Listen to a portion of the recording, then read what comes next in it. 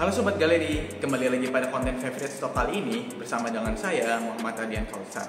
Dalam kesempatan kali ini kita akan bahas saham pada sektor telekomunikasi, yaitu PT Telkom Indonesia Persero Tbk dengan kode saham TLKM. PT Telkom Indonesia adalah badan usaha milik negara yang bergerak di bidang jasa layanan teknologi informasi, komunikasi, dan jaringan telekomunikasi di Indonesia.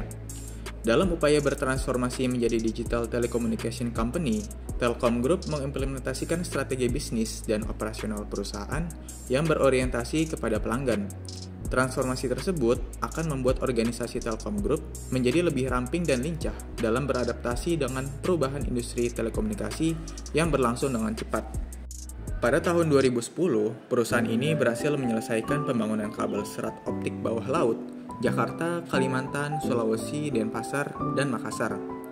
Telkom menjadi yang pertama di Indonesia yang menyediakan layanan 4G LTE pada tahun 2014. Setahun kemudian, perusahaan ini juga meluncurkan paket layanan IndiHome yang menggabungkan layanan internet, telepon, dan TV. Pada akhir tahun 2020, perusahaan ini mengumumkan bahwa mereka akan menyingkat namanya yang semula bernama PT Telekomunikasi Indonesia Persero Tbk menjadi PT Telkom Indonesia Persero Tbk. Mitratel bersama dengan Telkomsel pada bulan Mei 2021 menjadi perusahaan pertama di Indonesia yang menyediakan layanan 5G. Di tengah banyaknya isu mengenai persebaran lebih lanjut pada jaringan 5G di Indonesia, hal ini berdampak positif pada laporan keuangan Telkom. Hal ini dapat kita lihat di mana pendapatan Telkom dari tahun 2021 hingga dengan 2023 selalu mengalami kenaikan.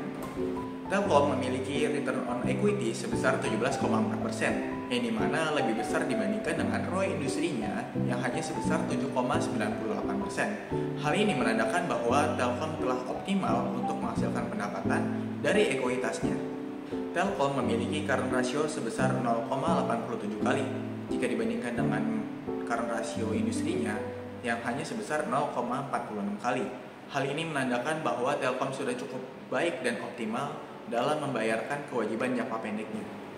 Debt to equity ratio yang dimiliki oleh Telkom bisa dibilang cukup rendah, yaitu sebesar 0,23 kali, yang dimana jika dibandingkan dengan DER industrinya sebesar 0,63 kali, yang dimana dapat kita simpulkan bahwa Telkom memiliki hutang yang cukup rendah dan tergolong dalam kategori aman. Price to book value yang dimiliki oleh Telkom ini sudah mencapai nilai 2,15 kali, yang dimana lebih tinggi dibandingkan dengan PBV industrinya yang hanya sebesar 1,35 kali. Perlu kita ketahui bahwa rasio PBV itu yang baik adalah di bawah 1. Jika rasio PBV di atas 1, maka perusahaan tersebut bisa dibilang overvalue. Jadi dapat kita simpulkan bahwa Telkom ini sudah tergolong overvalue atau mahal yang dibandingkan dengan nilai bukunya atau nilai wajar pada saham tersebut.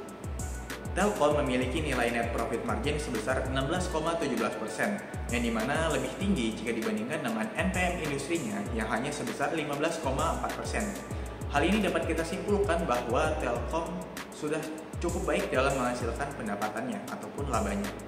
Berdasarkan pembahasan yang telah kita bahas tadi, dapat kita simpulkan bahwa yang pertama, Telkom merupakan perusahaan telekomunikasi dengan pengguna terbanyak di Indonesia.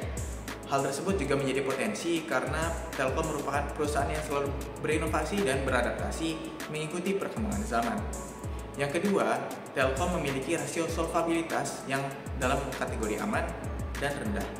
Hal tersebut dibuktikan pada debt to equity ratio atau DER yang dimiliki oleh Telkom berada di bawah angka 1, dan hal tersebut menandakan bahwa hutang yang dimiliki oleh Telkom itu bisa dibilang tergolong dalam kategori rendah dan terkontrol.